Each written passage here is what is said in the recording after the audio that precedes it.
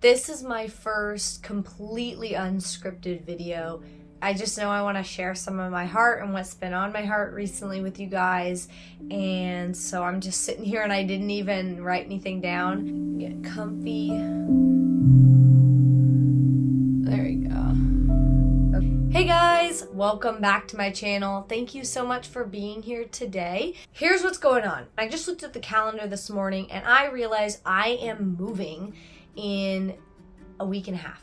I'm moving back in with my friend, and she's who I lived with at the very beginning when I first moved to Japan for a few months, and then I moved to this place. And so I am quitting my job, and then I am moving the next day back to my friend's house, and will be with her for the month of October before moving home to the US in early November. So that's the plan. That's what's going on.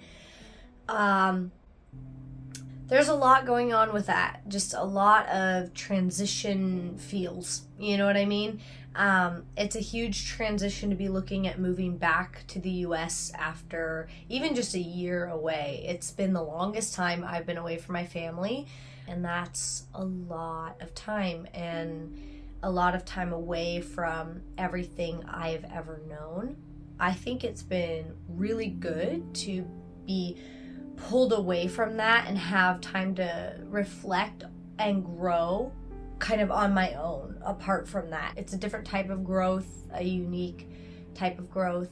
Yeah, there's a lot. I kind of thought like after I moved to Japan, there would be a point at which I eventually get used to Japan and I would settle in and stop missing home. And I thought there would be a time when I would eventually hit my stride and completely like settle in.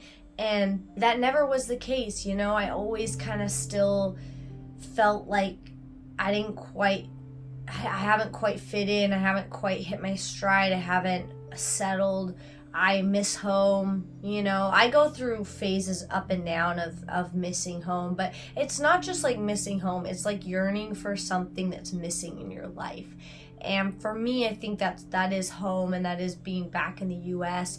And that's not at all to say anything against Japan. I think sometimes in life you gotta do something and try it to realize it's not for you. And for me, Japan is not for me. It's actually living here and making a life here, which I never planned on, but I think I was open to the idea of staying here longer than my initially planned year. I kind of was like, maybe, you know, this will turn into something longer. I think I was just open-minded about that, but throughout the year, I never really settled in, you know, and always yearned to go home. And it wasn't that things were bad here. Like there were seasons of really tough, and there have been. This has been one of the toughest years of my whole life, actually. But what I mean is that it's not that I came here and was like, oh, I hate Japan. Not at all.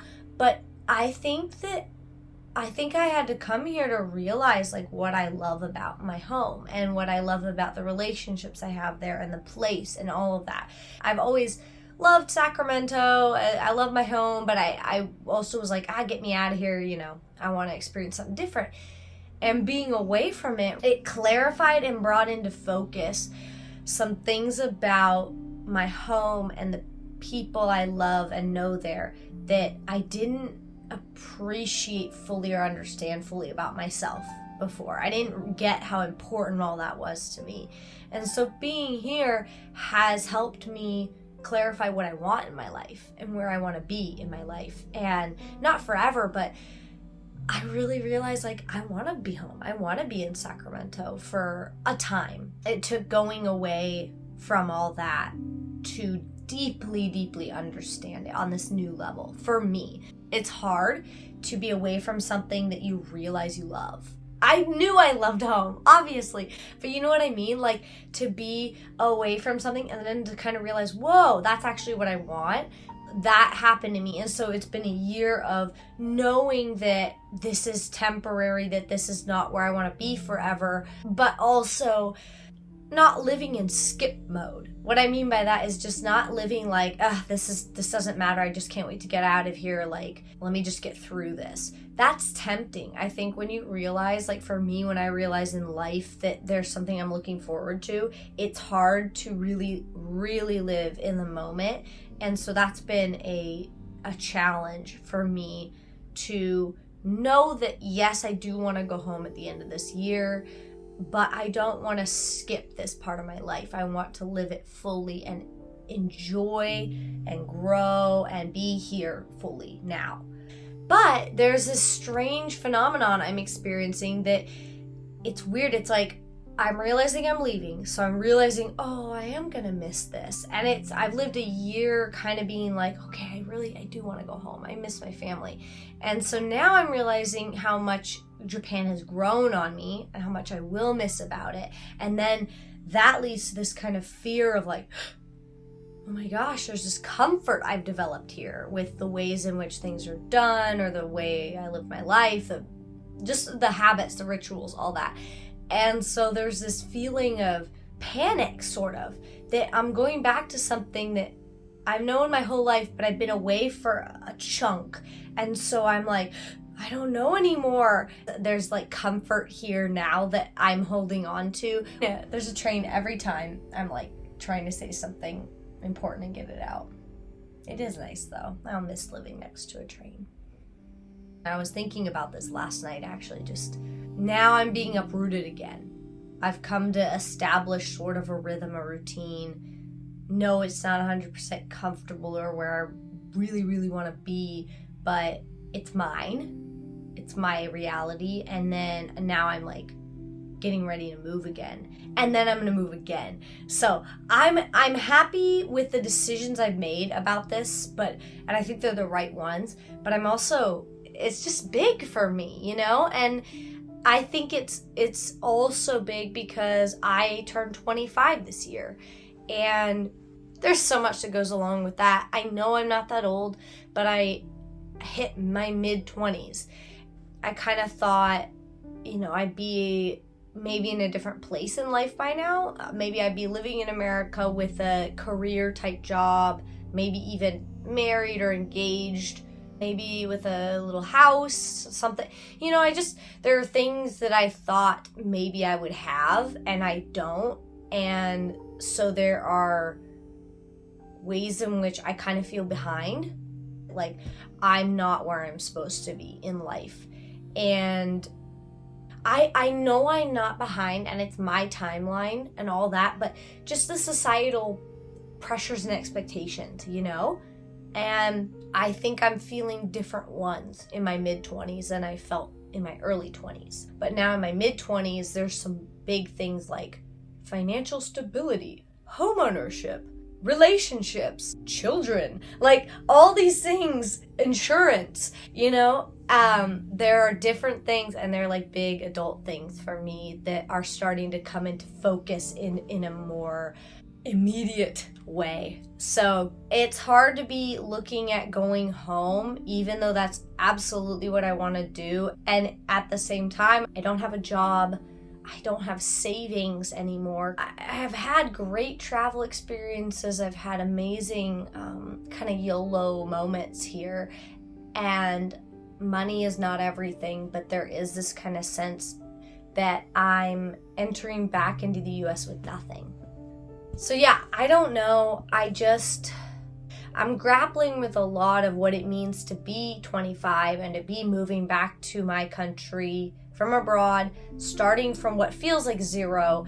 Another thing I didn't even think to touch on, but that is kind of part of this, is that I'm at that age.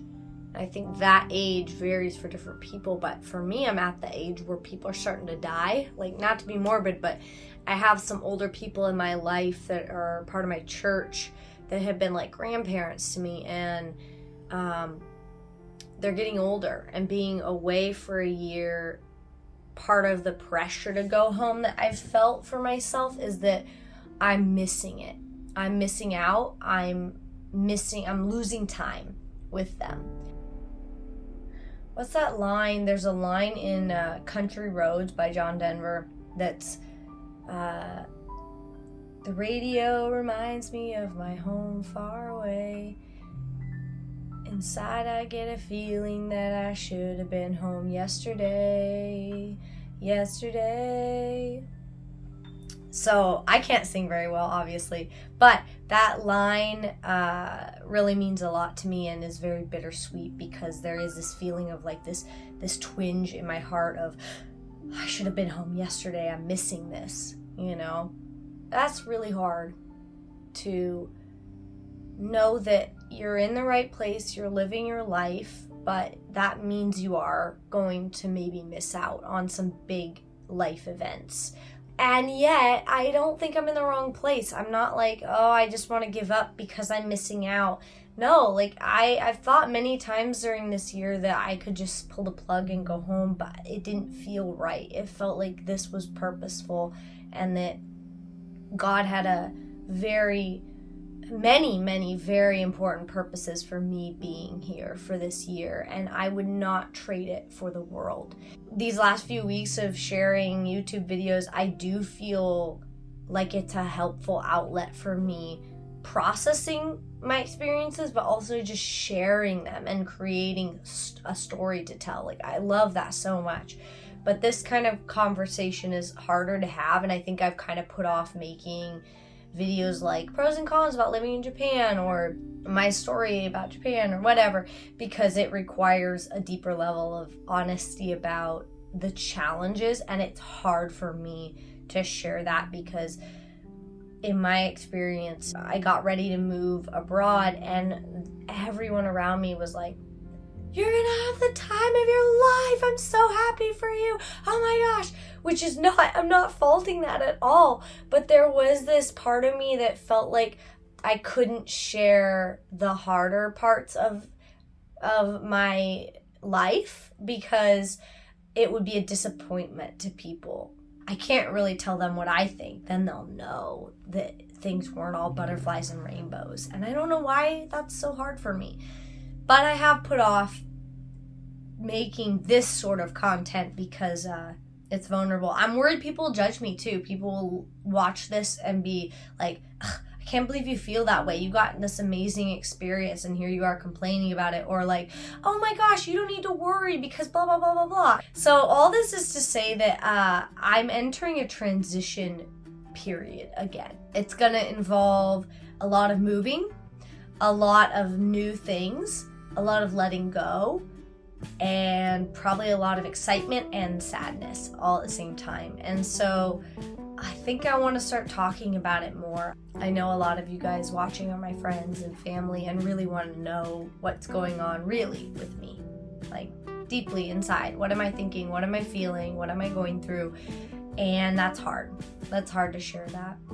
I know for me, when I hear other people sharing stuff like this, it's so comforting to know that I'm not the only one out there who feels the way I feel. So if I can be that person for someone else, awesome. That's what I want most for this channel, for my life. Anyways, that's it for now. I really would love to hear your thoughts on transition seasons in your life. If you're older, kind of advice for someone in their mid-20s going through stuff like this. If you're my age, woo, we're in this together. This is crazy. How do you feel about this? If you're younger, what are your thoughts on transition seasons? What do you expect? What do you think now? So anyone, I'd love to hear your thoughts on it. Thanks for being here if you made it to the end. If you enjoy content like this, content about travel, outdoor stuff, packing tips, just all kinds of content about being in your 20s and figuring life out, join me. I'd love to share this journey with you, and subscribe and like the video. Helps me grow. Thanks so much for being here. I'll see you out there.